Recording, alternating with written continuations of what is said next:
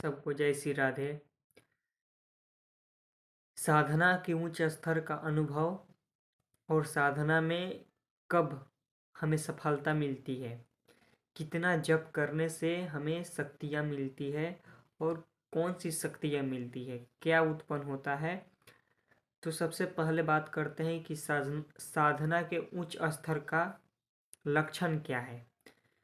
साधना में हजार में नहीं लाखों में कोई एक व्यक्ति होते हैं जो इस स्थिति को प्राप्त करते हैं। हम बात करेंगे नीचे स्तर से, साधना के नीचे स्तर से ऊंची स्तर तक। साधना में नीचे स्तर से नीचे स्तर के लक्षण और ऊंचे स्तर के लक्षण के बारे में सबसे पहले बात करते हैं। साधना क्या होता है। साधना ये होता है कि आपको मन बुद्धि चित्त इंद्रियां जो संसार में लगी हैं, यानी ये प्राकृतिक का जो स्वरूप है, मनुष्य का शरीर मिलता है उससे संसार में बार बार वो मन फंसा रहता है, तो उसके कारण मन सांसारिक चीज़ों को, सांसारिक चिंतनों को सोचते रहता है और सांसारिक भोग विलास में लगा रहता है। इसी को परिवर्तित करना, यानी इसी को संसार के सब चीज़ों से हटाकर और अपने अंदर यानी उस परमात्मा के नाम में विलीन करना ही साधना है। जब ये साधना निरंतर यानी नाम जप, कलयुग में केवल सबसे बड़ा साधना क्या है, नाम जप। जब ये निरंतर साधक करने लगता है तो सबसे पहले उसके मन शुरुआत में नाम जप उसको प्रिय लगता है, क्योंकि संसारिक भोग विलास में उसे सुख ढूंढा, उसने सुख उसमें मिला नहीं।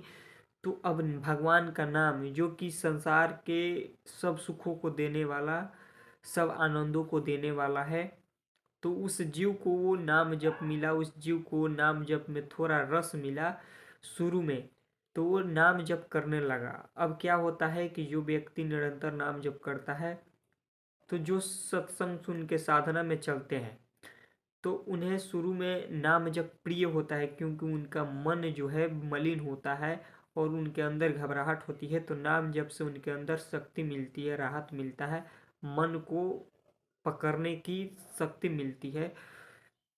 तो इसे उस शुरू में उन्हें अच्छा लगता है, पर कुछ समय चलने के बाद वही मन फिर भागने लगता है, फिर उसे नाम जप से रुचि होने लगती है। तो यहाँ जो साधना करते हैं, जो नाम जप करते हैं, शुरुआती लक्षण बता रहे हैं। तो वो साधक क्या करता है, अगर सत्संग नित्य नहीं सुनता है, अगर वो सत्संग में नहीं अपने मन को लगाए रहता है, तो वो भटक जाता है, फिर संसार में उसकी मन बुद्धि भाग जाती है, संसार के चीज़ों को पकड़ने लगता है। तो निरंतर सत्संग यहाँ सुनते रहना बहुत ज़रूरी है। जब ये साधक अगर ऐसे चलता है आगे, अगर दृढ़ता पूर्वक अपने आप को नाम जप में झोंक देता है, तो उसके अंदर असीम ऊर्जाएं उत्पन्न होने लगती है और उसे मन बुद्धि जो कामुकता, गलत विचार, तरह तरह की चीज़ों उसके अंदर होते हैं, वो धीरे धीरे स्वतः उसके अंदर से निकलने लगते हैं। जब वो नाम जप करता है तो उसकी मन जो है तरह तरह का विचार फेंकता है, जिसके कारण साधक विचलित होने लगता है कि ऐसा क्यों हो रहा है। ये शुरुआती साधक के, जो नए साधक हैं उनके लिए है। तो वो साधना में तो चलते हैं, पर उनका जो मन होता है वो तरह तरह का विचार फेंकने लगता है, तो वहाँ वो घबरा जाते हैं। अब ये यहाँ सत्संग सत्संग आपको नित्य सुनते रहने से इस पे भी विजय पाने का आपको मार्ग मिलते जाएगा। ये क्यों हो रहा है, ये इसलिए हो रहा है कि हमारा यही पाप है और ये पाप नष्ट हो रहा है, जिसके कारण मन बुद्धि हमारी घबरा रही है, क्योंकि मन मरना नहीं चाहता है। मन को मरने का एक ही रास्ता है, नित्य नाम जप। और आपने नाम जप पकड़ लिया तो मन मर रहा है, यानी उसके अंदर की जो शक्ति है छीन हो रही है।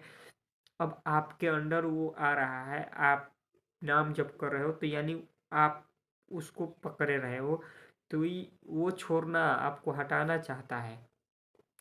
पर यहाँ भी अगर साधक नित्य नाम जप करते रहता है, सहते रहता है अंदर के जलन को, तो आगे निकल जाता है धीरे धीरे धीरे धीरे, जितना ज़्यादा नाम जप करेगा। और यहाँ ये एक बात है यहाँ सबसे ज़्यादा नाम जप बढ़ाते रहना है आपको। जितना ज़्यादा अंदर आता है भटकाव, उतना ज़्यादा बढ़ाते रहना है, नहीं तो ये भटका देगा आपको। और नाम जप कर करते रहने से आपके अंदर शक्ति ऊर्जा उत्पन्न होगी। आप किसी चीज़ को छोड़ने में, कोई गलत आदत है, कोई लत नहीं छोड़ रहे हो, तो उसको छोड़ने में बहुत आसानी होती है। और जितना ज़्यादा आप नाम जप करते जाओगे तो आपके अंदर की ये मलिनताएं नष्ट हो जाएगी, बहुत हद तक नष्ट हो जाएगी। आपको स्वतः अनुभव होने लगेगा। वहाँ से आपके अंदर एक नाम जप की निष्ठा उत्पन्न हो जाएगी। और नाम जप की जब निष्ठा उत्पन्न हो जाएगी तो आपके अंदर एक असीम शांति, असीम सुख, असीम धैर्य। आप छोटी छोटी विपरीत परिस्थिति में परेशान हो जाते थे। आप छोटी छोटी बातों को आपका मन पकड़ लेता था, ये क्यों बोला, ये क्यों बोला। यहाँ कुछ फर्क नहीं पड़ेगा। जब नाम निष्ठा उत्पन्न होती है तो साधक के अंदर सांसारिक बातों का प्रभाव नहीं रह जाता है, वो बहुत ऊंची अवस्था पर पहुंच जाता है। तो अगर शुरुआती में जो साधक हैं तो वो इनसे बचे, लोगों को, संसारिक लोगों का व्यवहार करने से बचे, संसारिक बातों सुनने से बचे, संसारिक दृश्य देखने से बचे, और ज़्यादा से ज़्यादा सत्संग सुने और नाम जप करें। अब ये साधक जस जस ऊपर चलते जाता है तो उसके अंदर संसार का पहला तो विचार समाप्त होने लगता है जब नाम निष्ठा उत्पन्न होती है। और यहाँ से उसके अंदर एक नाम जप में प्रेम, और यहीं से उसके अंदर सिद्धि का प्रकाट उत्पन्न होता है। जब आपके अंदर पूर्णतः पाप नष्ट होते हैं तो नाम जप में निष्ठा होती है। बिना पाप के नष्ट होते हुए नाम जप प्रिय नहीं लगता है। पाप होते हैं तो पाप आपको हटाते हैं नाम जप से, क्योंकि वो पाप हट रहे हैं, मर रहे हैं, निकल रहा है।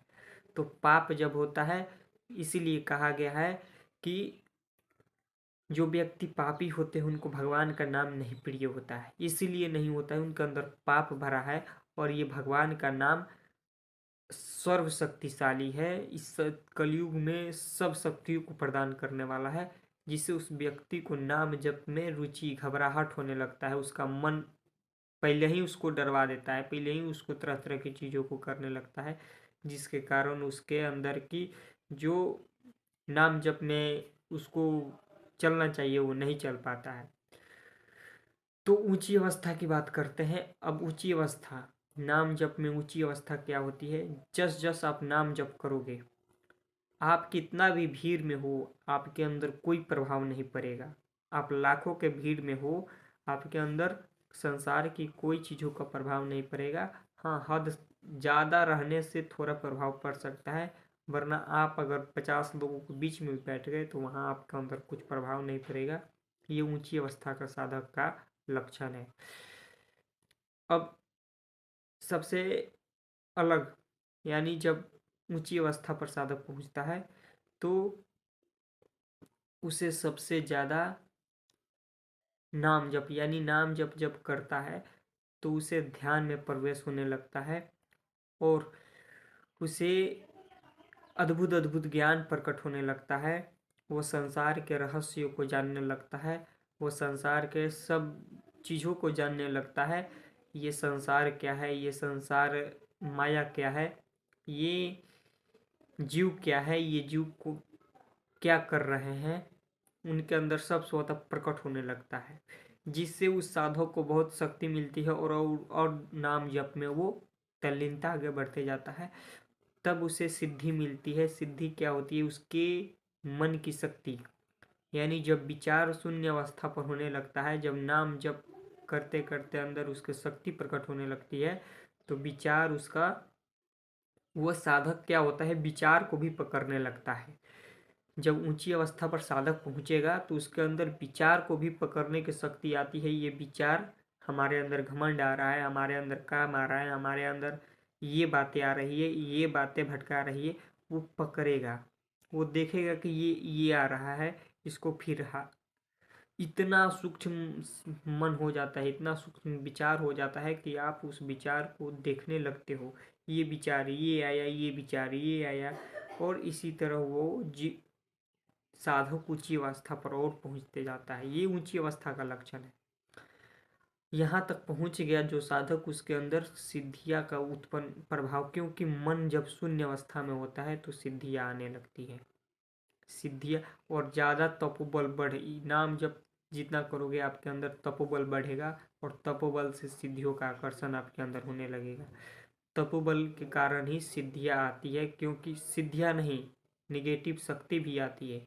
आप जितना ज़्यादा नाम जप करोगे उतनी ज़्यादा आपके आसपास की जो निगेटिव शक्तियां हैं वो आपसे अट्रैक्ट होगी, इसलिए कि आपके अंदर बहुत ऊर्जा बन रहा है। उस ऊर्जा को प्राप्त करने के लिए, उस ऊर्जा को महसूस करने के लिए आसपास के नेगेटिव शक्तियाँ खींची चली आती है।